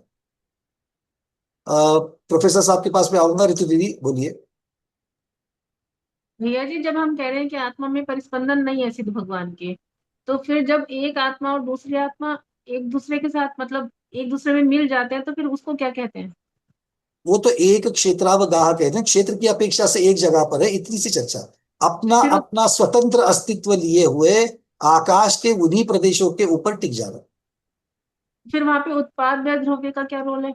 उसके उत्पाद व द्रव्य का क्या रोल है फिर वहां पे? उत्पाद वे द्रव्य तो उनकी ये पर्याय, किसकी पर्याय? गुण की पर्याय में हो रहा है। गुण कौन सा है? ज्ञान और चेतना है। मतलब चेतना के ज्ञान और दर्शन, ये दो पर्याय हो जाएगी उसकी। वो तो उपयोग चलता ही रहेगा उनका, क्योंकि युगपत चलता रहेगा, किंतु उपयोग है, और वही तो लक्षण है जीव का। विजय लक्ष्मी दीदी। पंकज जी, इसको यूं भी कह सकते हैं क्या? बोलिए भगवान। सिद्ध पर्याय जो है वो सिद्ध जीव द्रव्य द्रव्य रूप से परिवर्तन नहीं होगा, स्वभाव रूप से माने भाव रूप से भी परिवर्तन नहीं होगा, और एक बार तनुवात वलय में जाने के बाद फिर जो कि क्षेत्र रूप में भी परिवर्तन नहीं होगा। लेकिन काल की अपेक्षा सिद्धों में परिवर्तन होता है। सिद्धों में उत्पाद वे इस रूप में ले आना कि पहले समय में जो पर्याय थे उस समय की विवक्षा से समय को केंद्र करके सिद्ध जीव में परिणमन क्या हुआ, पहले समय में जो था वह दूसरे समय में नहीं है। हालांकि द्रव्य गुण पर्याय उनकी वही रहेगी, काल की अपेक्षा बदल हुआ। बहुत सुंदर भगवान, बस यही बात है। द्रव्य की अपेक्षा कोई बदलाव नहीं है, क्षेत्र की अपेक्षा से बदलाव नहीं है, और भाव मतलब गुणों की अपेक्षा से भी बदलाव नहीं है। बस पर्याय, क्योंकि चूंकि पर्याय काल निमित्तक ही पर्याय होती है, और काल जीव भी वर्तना है। वर्तना वहां पर उसका वर्तने की जो उसकी स्वयं का उसकी जो एक शक्ति है, उसकी अपेक्षा से ये पर्याय रूप से हमको वहां पर दिख रहा है। और इसीलिए द्रव्य जो है वो शुद्ध तो है, निश्चय की अपेक्षा शुद्ध तो है, किंतु व्यवहार की अपेक्षा से उसकी पर्याय जो है वो भी हमको दिख रही है। बहुत सुंदर। द्रव्य क्षेत्र काल भाव की अपेक्षा लगाएंगे तो काल की अपेक्षा से ही बदलाव हमको दिखता है वहां पर। विजय लक्ष्मी दीदी बोलिए। नमस्ते महाराज जी, मुझे पूछना था, जीव जब कर्मों से बंध है तो वो अशुद्ध है, तो जब जीव स्टार्टिंग में लोकाकाश में आएगा, मतलब उसका फर्स्ट स्टार्टिंग, तो कर्म तो बंद होते हैं योग और कषाय से, तो पहली बार वो स्टार्टिंग जब जीव आएगा तो उसमें वो कर्म कैसे बंद होते हैं? क्योंकि अपने को नाम कर्म से ही शरीर मिलता है, तो उसके पहले स्टार्टिंग आएगा तो उसके कर्म कैसे बनते हैं उसको स्टार्टिंग को, वो मेरे को समझ में नहीं आया। यदि जीव को कोई आदि है ही नहीं ना, जीव को स्टार्टिंग ही नहीं है। द्रव्य जो है, द्रव्य को स्टार्टिंग ही नहीं है, और स्टार्टिंग नहीं है इसीलिए वो अनादि है, और अनादि है इसलिए इस प्रकार की चर्चा उठ ही नहीं सकती है कि पहले क्या। मतलब मुझे पूछना था, समझो जीव मतलब एक जीव के हिसाब से मैं बोल रही हूँ। आप कितना भी अलग अलग तरीके से शब्दों को लगा करके बताएंगे, उसके नीचे वाक्य उत्तर एक ही आएगा कि जीव अनादि है, और जिसकी आदि नहीं है इसलिए हम पहली पर्याय का वर्णन ही नहीं कर सकते। क्योंकि आपको जो उत्तर देना है कि पहले क्या था, कैसा था, स्वरूप क्या था, तो जीव का स्वरूप अनादिकाल से इसी प्रकार से है।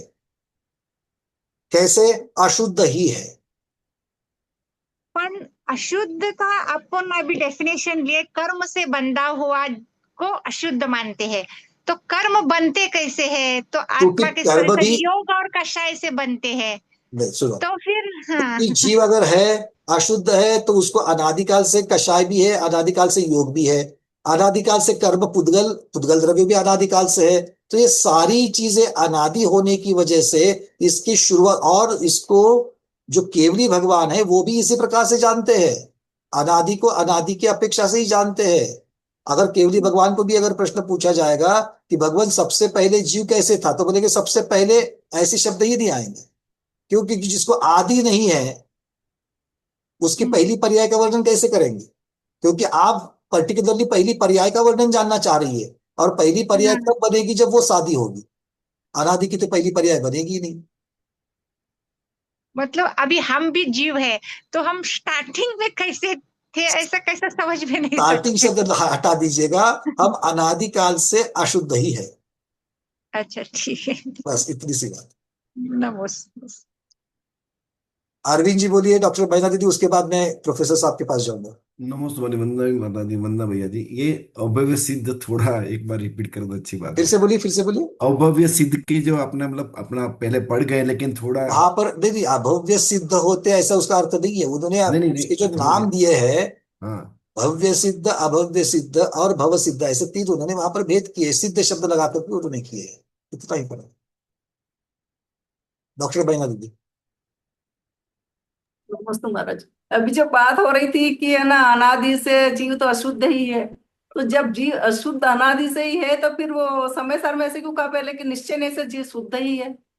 क्यों? क्योंकि वो उस अशुद्ध जीव में भी, अशुद्ध जो जीव द्रव्य है उसमें भी कुछ शुद्धताएं है जो नित्यता से उसके पास बनी हुई है, जो शुद्ध जीव में होती है उस प्रकार, क्योंकि उसका अस्तित्व, उसके अस्तित्व के साथ, क्योंकि जो अशुद्ध पने की चीजें हैं, उस अशुद्धता की तरफ अगर मैं नहीं देखूंगा तो मुझे शुद्धता ही देखेगी। फॉर एग्जाम्पल, अनादिकाल से सोना खान में है, अब खान का सोना, आप जब उसकी अशुद्धता की पर्याय की तरफ देख रहे हो तो आपको पर्याय दिख रही है, किंतु अगर मैं उसके खान का सोना इस शब्द में सिर्फ सोने को सोना ही मान रहा हूं, वो खान का है क्या, दुकान का है क्या, सर्टिफाइड है क्या नहीं है, मैं इसकी तरफ ध्यान ही नहीं दे रहा हूं, इसकी चर्चा ही नहीं कर रहा हूं, उसकी तरफ मेरा कोई विवक्षा ही नहीं है, तो मुझे सोना मतलब सोना, और सोना हमेशा के लिए शुद्ध, इस प्रकार की विवक्षा होती है। निश्चय नए कहो या व्यवहार नए कहो, ये सब विवक्षा मतलब कथन करने के लिए आप कौन से रेफरेंस से बोल रही हो, इसकी वजह से है। और एक पदार्थ का वर्णन अलग अलग तरीके से होता है, इसीलिए अलग अलग तरीके की विवक्षा है, अलग अलग तरीके से कथन करने की पद्धतियां, ये सारी चीजें उसके साथ जुड़ जाए। इसमें ऐसा भी हो सकता है कि उसमें शुद्ध होने की पात्रता है, इसलिए निश्चय नहीं से कहा कि आत्मा शुद्ध तो है। शुद्ध होने की पात्रता सभी जीवों में थोड़ी है, उसी के लिए तो भव्य और अभव्य ये दो फिर भेद बन गए उसके, उनमें तो नहीं है ना, और वो कर्म से संबंधित नहीं है, सही। मतलब वो भी स्व से ही है। चल तो हाँ, मतलब वो केवल जो शुद्ध निश्चय नहीं से जो कह रहे हैं अपन की आत्मा शुद्ध है, तो वो केवल संसारी प्राणी मतलब ये पंचेंद्रिय इनके हिसाब से कह रहे हैं अपन। नहीं ऐसा क्यों? हाँ भगवान बोलिए, एक मिनट में आता हूँ डॉक्टर महिला जी। हाँ भगवान बोलिए। मैना जी के प्रश्न को अपन यूं भी कह सकते हैं, खान का जो सोना है, द्रव्यार्थिक दृष्टि, द्रव्य की दृष्टि से वह सोना है, लेकिन पर्याय की दृष्टि से वह क्या है, वह भी खान ही है। इसी प्रकार शुद्ध नई की अपेक्षा आत्मा शुद्ध ही है, लेकिन कर्मबद्ध होने के कारण पर्यार्थिक दृष्टि से वह जीव अशुद्ध है, और प्रक्रिया करके उसको शुद्ध किया जा सकता है।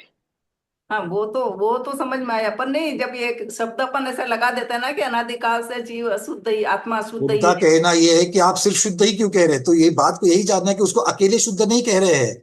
शुद्ध जब प्रधानता शुद्धता की बताई जा रही है तो अशुद्धता को गौण किया जा रहा है, तो एक ही बात को नहीं कह रहे आचार्य लोग, आचार्य लोग दोनों चीजों को कहते हैं। किसी कथनचित जीव शुद्ध है, कथनचित जीव अशुद्ध है, मतलब ठीक है? कथन लगाना चाहिए उसके अंदर ही। हाँ, नए लगा दो, नए। नहीं। चलिए प्रोफेसर साहब बोलिए, आप क्या कहना चाह रहे हो? धन्यवाद।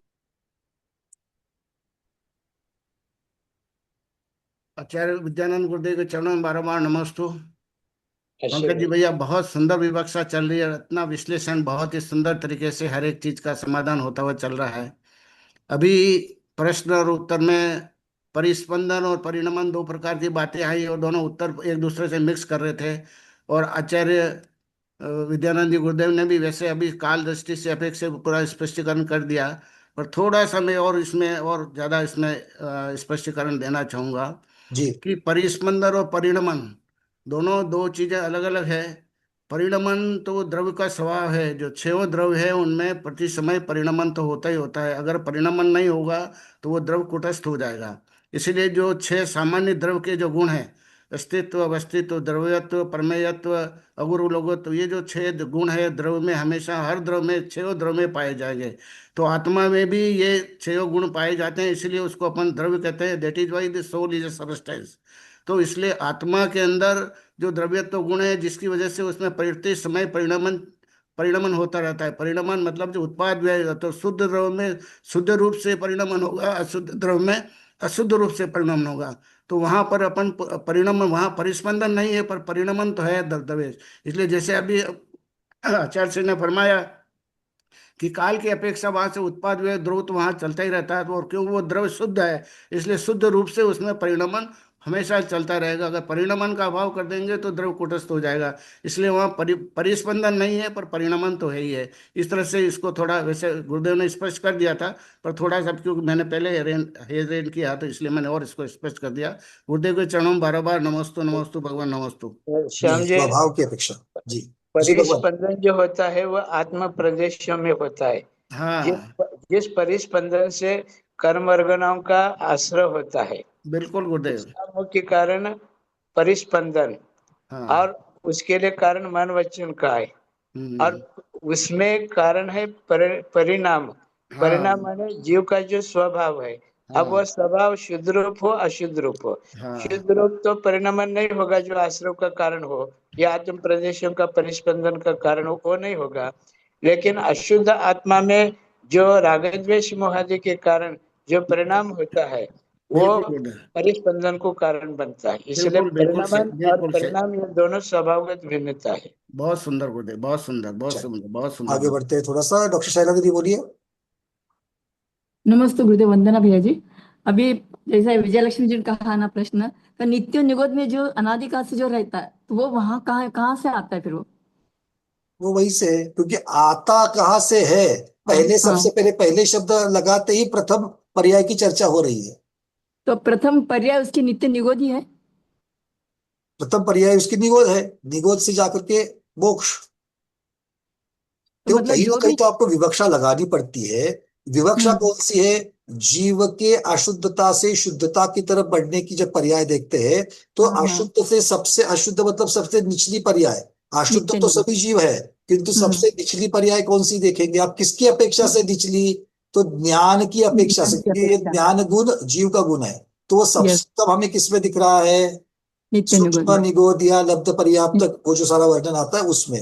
मतलब निगोद पर्याय जो है वो ज्ञान गुण की अपेक्षा देखा जाए तो सबसे निचली पर्याय है जीव के विकास में।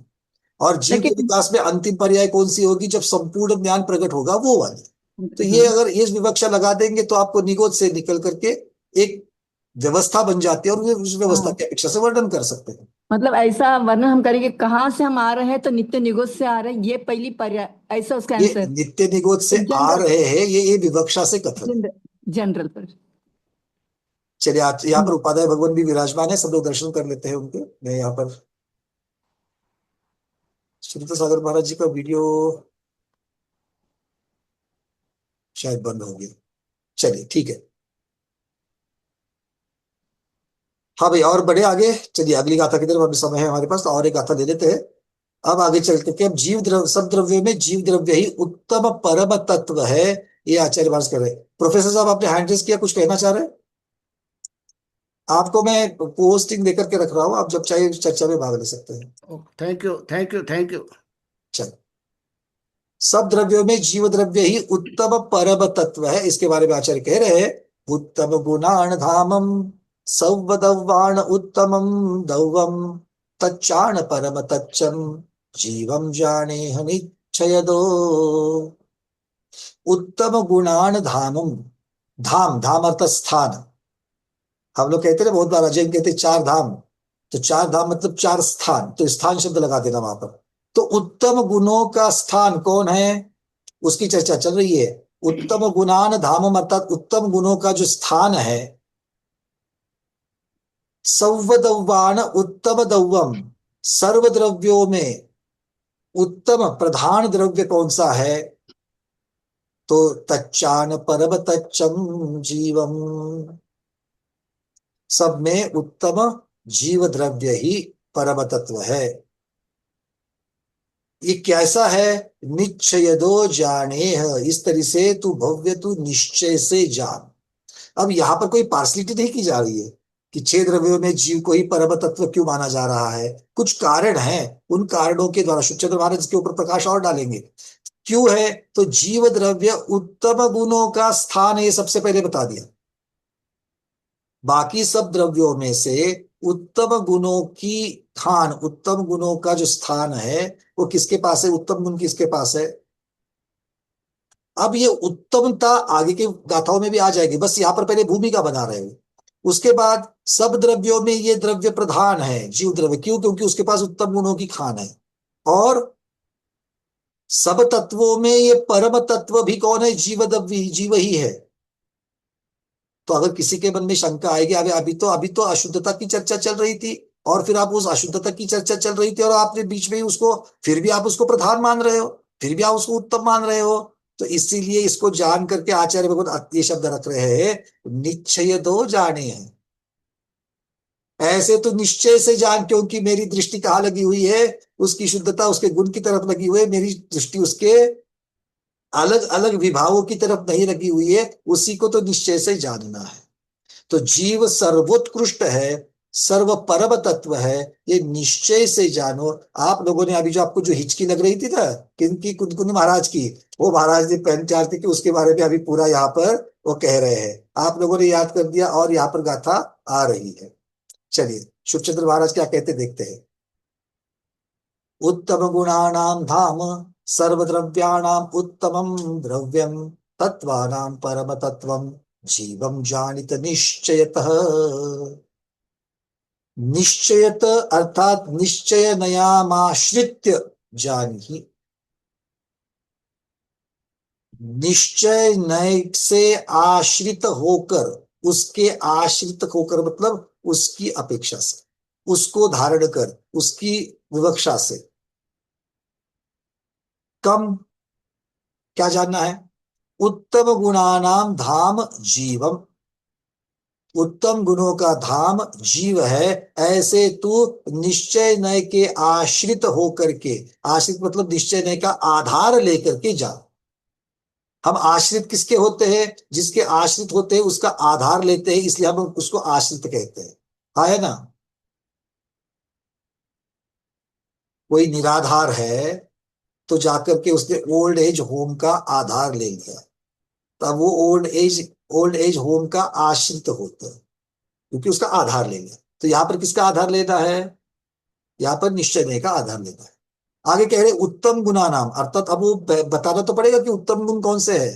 केवल ज्ञान दर्शनानंत सुख वीर्यादि गुणा नाम, सम्यक्त्वाद्यष्ट गुणा नाम, चतुरशती लक्ष गुणा नाम, अनंत गुणा नाम। तो जीव के पास कितने गुण हैं? अलग अलग विवक्षा से लगा रहे हैं। केवल ज्ञान दर्श अनंत सुख वीर्यादि गुणानाम, ये सब अनंत अनंत गुण है। ये किंतु इनके अनंतपना है, किंतु गुणों की चर्चा करेंगे तो केवल ज्ञान, केवल दर्शन, अनंत सुख, अनंत वीर्य, अनंत चतुष्टय की अपेक्षा से बता दिया 4 गुण है। फिर उसके बाद बता दिया सम्यक्त्वाद्यष्ट गुणानाम।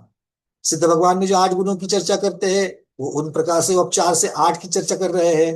फिर चतुर्शती लक्ष गुणानाम, 84 लक्ष गुणों की चर्चा कर रहे हैं।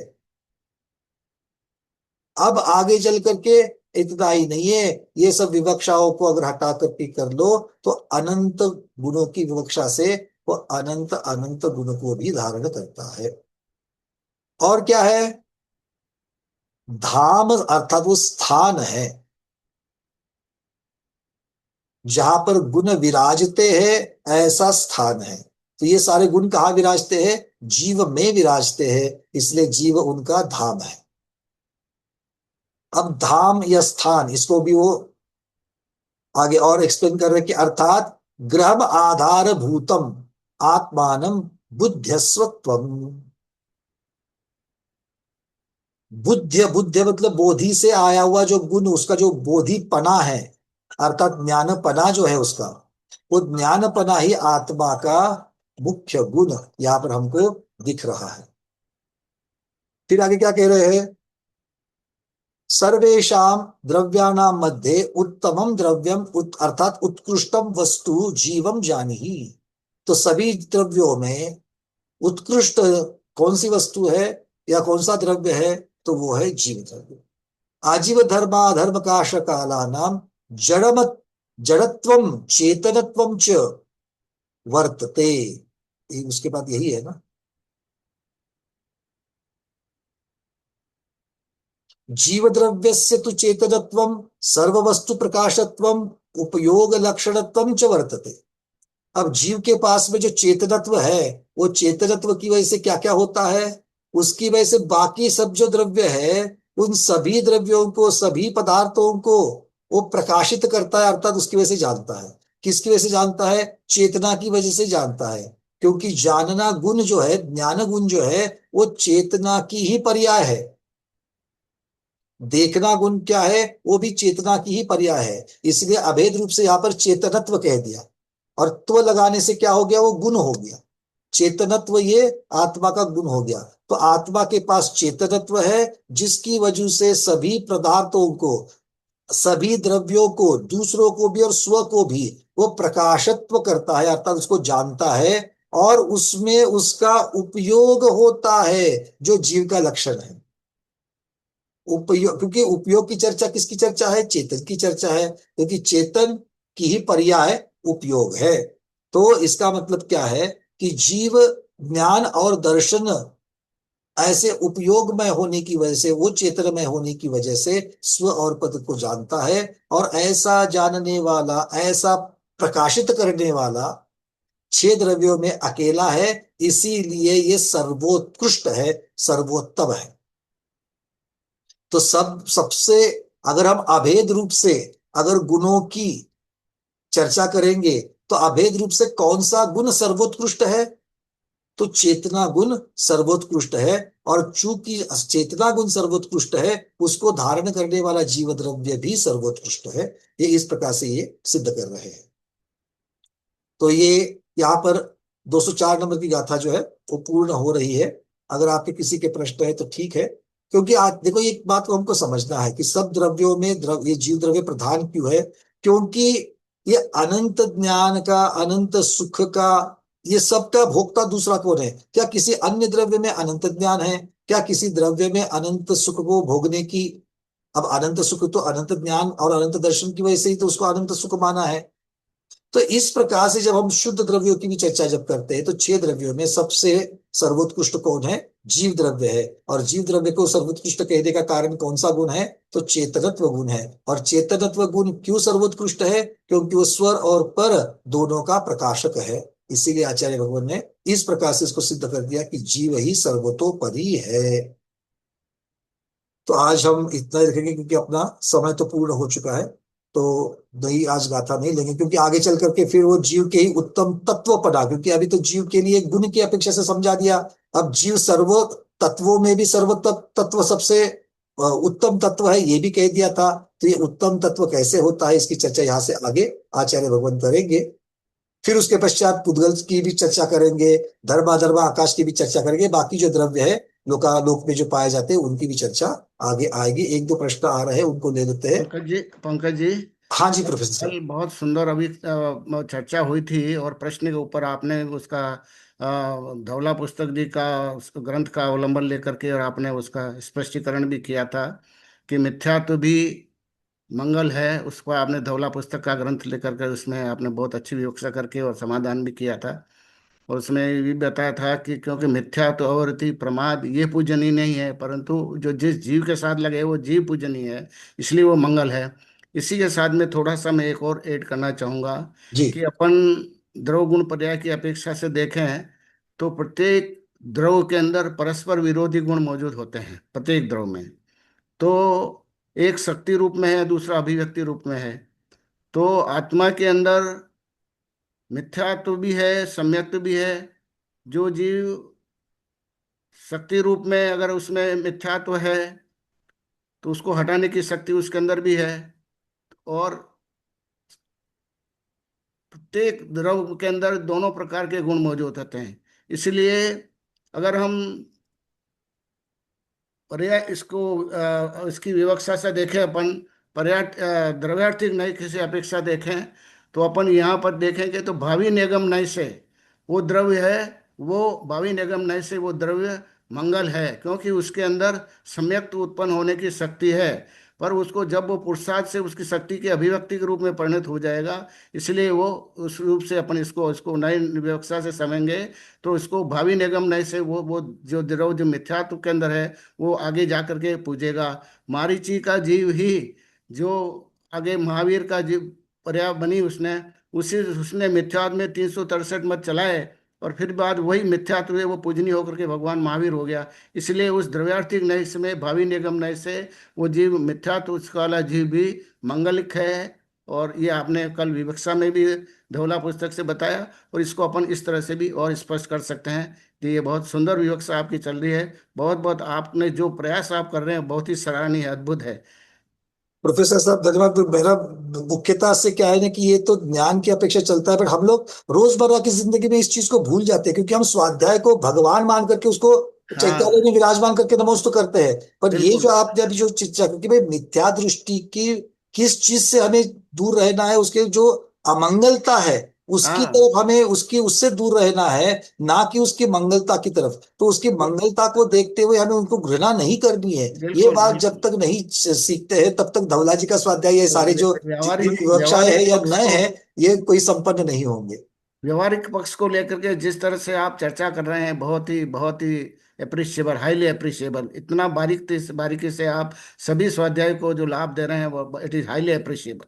क्योंकि सर थोड़ा बहुत जितना भी स्वाध्याय हुआ है गुरु बुक से जितना भी पढ़ रहे हैं उसका सार हम यही देखते हैं, क्योंकि इसका अगर आचरण नहीं होगा, इसको अगर हम लोग अपने सचमुच में अंदर नहीं उतारेंगे तो सिर्फ ये चर्चा करके चली जाएगी।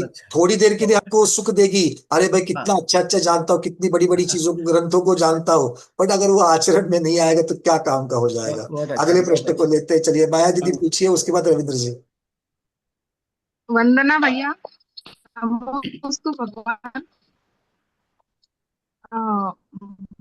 भैया विवर्धन कुमार वो अपने भरत चक्रवर्ती के 9 से 23 पुत्र तो नित्य निगोद से निकलकर डायरेक्ट जो ये समोशरण्य में आए दीक्षा के लिए, तो एकेंद्रिय, द्विंद्रिय, त्रिंद्रिय, चतुरेंद्रिय, संज्ञ, असंज्ञ, पंचेंद्रिय का पर्याय उसका उनके नहीं हुए क्या? देखो एक बात तो समोशरण में दीक्षा लेंगे। देखो इसकी मैं बहुत बार चर्चा कर चुका हूँ, अच्छी तरीके से इसको दिमाग से क्लियर कर लेना इस डाउट को। सबसे पहली बात तो वो इतर निगोद से निकले, नित्य निगोद से नहीं। इतर निगोद से मतलब घूम नित्य, इतर निगोद क्या है? नित्य निगोद से निकलकर घूमघाम करके फिर से निगोद में आए।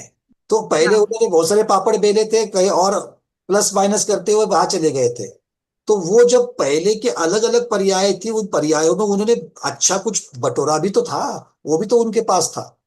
अब वहां से निकल के आगम में हमको इस प्रकार का वर्णन भी मिलता है कि वो वहां से निकल करके 2 इंद्रिय पर्याय में गए थे, जैसे गिजाई हुए थे, और वहां से वो यहाँ पर आकर के अशुभ परिणामों के, देखो चक्रवर्ती के घर पैदा होना ये कोई पाप नहीं है, पुण्य है। भगवान के समोसरण का लाभ होना ये पुण्य है। समोसरण में जाकर के आपको उस प्रकार के भाव होना दीक्षा लेने के ये पुण्य है, किंतु गूंगा होना ये पाप है। तो ये पाप पुण्य इस प्रकार के अलग अलग कर्मों से मिश्रित होकर के वहां पर पहुंचे थे, और फिर उन्होंने वहां पर जो उनको देशना मिली है उसके साथ में उन्होंने उसका उपयोग करते हुए, पुरुषार्थ करते हुए मोक्ष को प्राप्त कर दिया, क्योंकि द्रव्य क्षेत्र काल भाव की भी उनको अनुकूलता वहां पर मिल गई। ठीक है, इसलिए वो पुरुषार्थ उनका सफल हो गया। तो इस प्रकार से समझना, यहाँ पर ये चीज कहीं पर भी हमारे आगम में नहीं आती कि हमेशा एक इंद्रिय से 2 इंद्रिय होना पड़ेगा, 2 इंद्रिय से 3 इंद्रिय होना पड़ेगा, 3 से 4 होना पड़ेगा, 4 से 5, ऐसा क्रम नहीं लगाया है। वो तो इंद्रियों की नंबर्स की वजह से उन्होंने क्रम लगाया है कि 1 इंद्रिय, 2 इंद्रिय, 3 इंद्रिय। तो इसको क्लियर कर लेते हैं। ठीक है, रविंद्र जी बोलिए। नमस्ते गुरुदेव, वंदन भैया जी।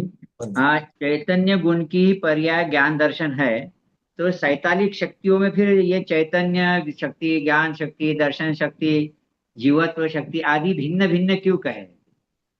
देखो, जो जीव के अलग अलग विवक्षाओं से जीव का वर्णन होता है। जीव को जब लक्षण किया गया, जीव का जब लक्षण किया गया तो जीव का लक्षण उपयोग किया। लक्षण अलग होते हैं। लक्षण जो है वो हमेशा तीनों कालों में अलग अलग पर्यायों में जो के त्यों बने रहते हैं, तभी तो जाकर के उनको दिक्षण कहते हैं। नहीं तो पर्याय की अपेक्षा से बहुत सारी चीजें द्रव्य में आती है और द्रव्य से निकल भी जाती है, किंतु यहाँ पर लक्षण की जब चर्चा चलती है तो ये उपयोग को लक्षण किया। तो उपयोग क्या है? गोबरसाल जीवकांड में इसी को उपयोग प्ररूपना में बहुत सुंदर तरीके से देवीचंद्र महाराज ने खोला है। वो कहते हैं कि चेतन गुण की ही ये दो पर्याय है। चेतनत्व की वजह से ही, क्योंकि गुण की जो पर्याय बनती है, तो गुण की कौन सी पर्याय, चेतन गुण की कौन सी पर्याय बनी? बोले ज्ञान और दर्शन।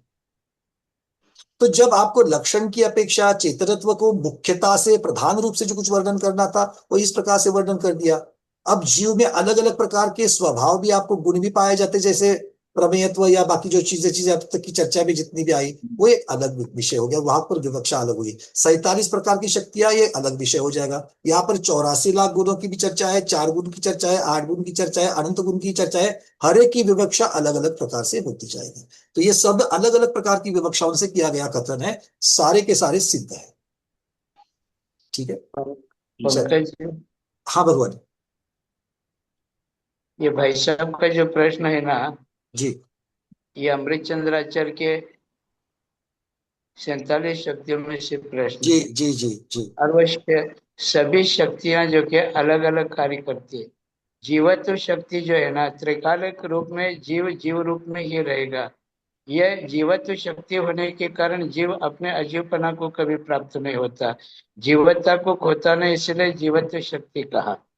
चित्त शक्ति माने जो है, चित्त माने यहाँ पर चेतना के अर्थ में लिया है। तो चेतना शक्ति जीव में रहता है, अन्य द्रव्य में नहीं रहता।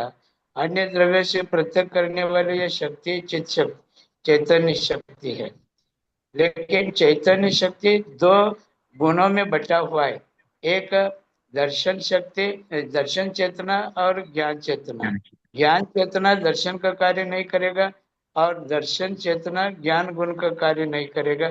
दोनों का कार्य अलग है, क्योंकि दर्शन सत्ता मात्र ग्राही दर्शन हम कहा, और भेदाभेद करके विकल्प को लिया हुआ जो है वह ज्ञान है।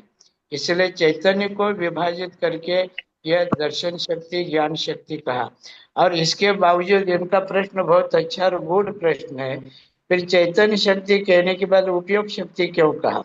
चैतन्य शक्ति एक दृष्टि से लब्धि है और उपयोग, अब जब हम दर्शनोपयोग का काम करते हैं तब ज्ञानोपयोग का कार्य नहीं करते, ज्ञानोपयोग से काम लेते तब दर्शनोपयोग का काम नहीं लेते। इसलिए यहाँ पर कार्य की अपेक्षा, कार्यगत पर्याय की अपेक्षा यहाँ फिर चेतना के बाद फिर उपयोग को बता दिया। फिर ज्ञान को ही फिर प्रकाशित शक्ति कहा, क्योंकि ज्ञान लोकालोक को जानता है, उसके ज्ञान की क्षमता को बताने के लिए प्रकाशित शक्ति का।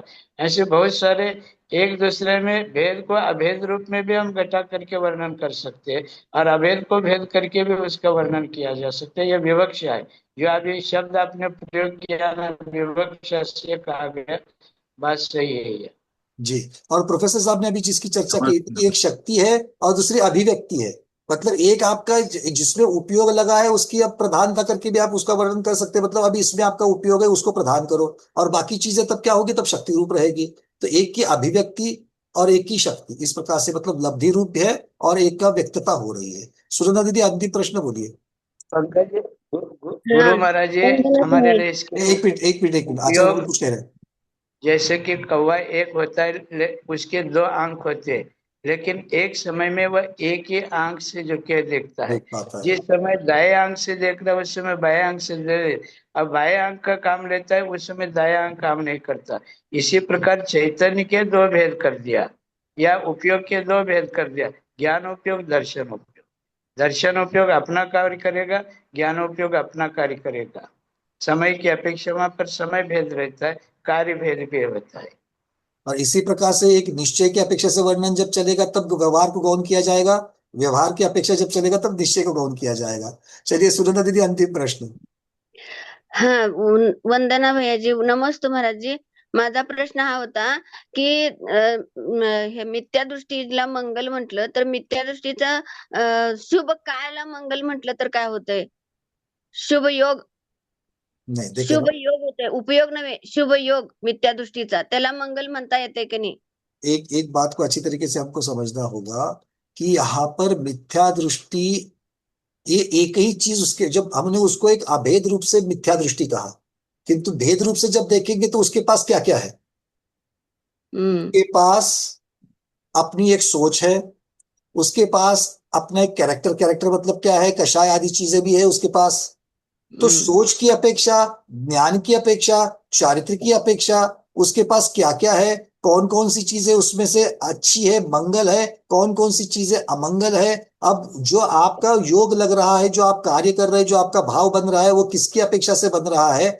ये अगर मंगलता की अपेक्षा से बन रहा है तो वो मंगल हो जाएगा, और अमंगलता की अपेक्षा से हो रहा है तो अमंगल हो जाएगा। किंतु किंतु शुभ योग या पुण्य, इसकी जब चर्चा चलती है तो पुण्य की चर्चा अलग से करके शुभ योग और अशुभ योग की जब चर्चा चलती है तो वहां पर शुभ योग में सिर्फ और सिर्फ चारित्र को नहीं लिया है, वहां पर सोच को भी, श्रद्धान को भी लिया है।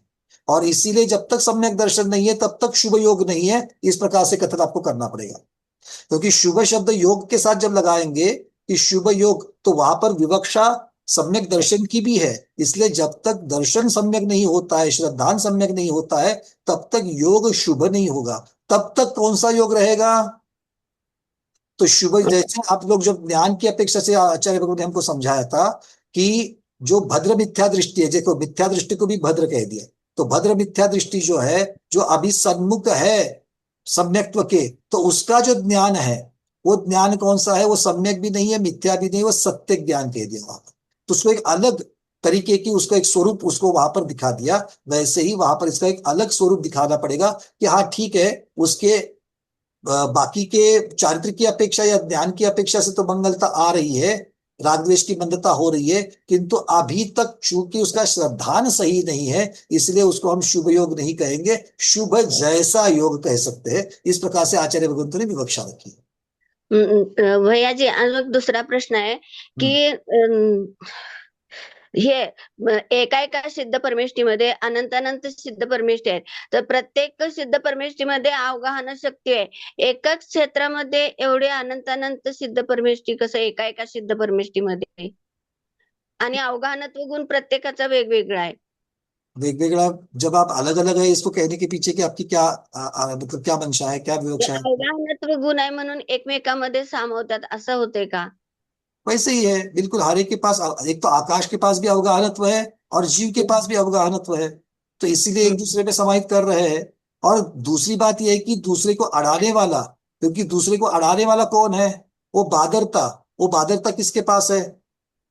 बादरता पुद्गल के पास है। बादरता क्या जीव के पास है? क्या आत्म प्रदेश के पास है? क्या वह अड़ाने वाले की अपेक्षा से कह रहे हैं, मतलब वो एक दूसरे को अड़ाने की वहां पर स्वभाव ही नहीं है। तो इस प्रकार से बिना अड़ाने का जो स्वभाव है, इसकी भी तरफ हमारा ध्यान जाना चाहिए। उसको नाम आप आगम के परिप्रेक्ष्य में आप अवगाहनत्व दे दो, किंतु सोचने के लिए जब हम इस प्रकार से सोचेंगे कि एक दूसरे को ये नहीं, जैसे सूक्ष्म जीव एक दूसरे से अड़ते नहीं, किसी को अड़ाते नहीं, तो आर पार हो रहे हैं। तो इस प्रकार से वो अगर हम याद रखेंगे तो दोनों चीजों को समझ करके इसको उसका उत्तर मिल सकता है।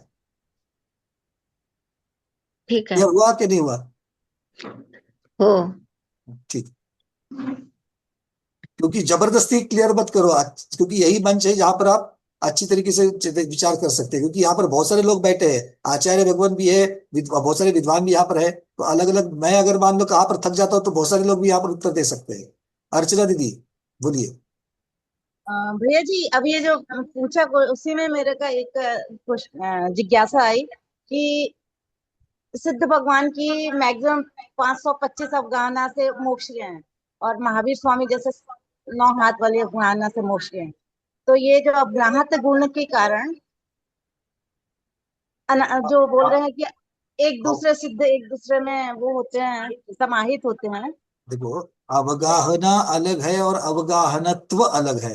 अवगाहनत्व की अपेक्षा जो एक दूसरे में, अवगाहना जो है वो तो शरीर की ऊंचाई है, और इसीलिए शरीर की ऊंचाई की अपेक्षा से जब वर्णन करते हैं तो सबके जो अग्रभाग है वो वात वलय में एक समान लगे हुए हैं। इसीलिए अगर नीचे से देखेंगे तो सबके जो पांव की जो भाग है वो अलग अलग लेवल्स में आपको दिखेंगे। हाँ वो मुझे पता है, मैं ये बोल रही वो कि अवगाहना हुई, अवगाहनत्व नहीं हुआ। वो अवगाहनत्व जो है वो एक दोनों चीज की बात चल रही है मेरी, अवगाहना की भी और अवगाहनत्व की भी मेरे दिमाग में चल रहा है साढ़े कि जो तीन हाथ बड़े, वाले जो है, 3.5 हाथ वाले अवगाहना वाले जो है उनके अंदर 525 वाले भी जा सकते हैं। ऐसा उल्टा नहीं है कि हाँ 525 वाले में 3.5 वाले जाएंगे, ऐसा नहीं है। अब मान लो जिस जगह से 3.5 हाथ वाले भगवान सिद्ध हुए हैं, उसी एग्जैक्टली उसी जगह से अगले काल में 525 धनुष वाले अगर हो जाएंगे तो कहाँ जाएंगे? हाँ ये वही जाते हैं। ठीक है, तो अवगाहना का और अवगाहनत्व का संबंध नहीं लगाना। छोटे अवगाहनत्व, अवगाहना वाले में बड़े अवगाहनत्व वाले बिल्कुल बैठ कैसे जाते, बिल्कुल बैठ जाते, बिल्कुल बैठ जाते हैं। ये वो थोड़ा सिर्फ सा 3 डायमेंशनल नहीं है, इसीलिए ये चर्चा है ना बहुत वैज्ञानिक है। ये सिर्फ 3 डायमेंशनल नहीं है, ये मल्टी डायमेंशनल की अपेक्षा से हमको 4 डायमेंशन तो कम से कम लगानी पड़ेगी, कम से कम। ठीक है, अच्छा चलिए आज इतना ही रखते हैं। हाँ, आप कुछ कह रही थी दीदी, मैंने शायद आपको म्यूट कर दिया, अनम्यूट करो। नहीं, मुझे लग रहा था कि फिर बड़े के अंदर ही छोटे जाएंगे, ऐसा दिमाग में मेरे चल रहा क्योंकि आपने बड़े को रिस्ट्रिक्ट कर दिया ना, बड़े और छोटे करके अगर उसको रिस्ट्रिक्ट कर दिया तो होगा ना, तो ही चला गया ना। था। हाँ ठीक और है, पंकज जी, हाँ भगवान, अवगाहित होने की शक्ति जीव में है, लेकिन सभी द्रव्यों को अवगाहन देने की शक्ति आकाश आकाश द्रव्य द्रव्य में ही है, आकाश द्रव्य में।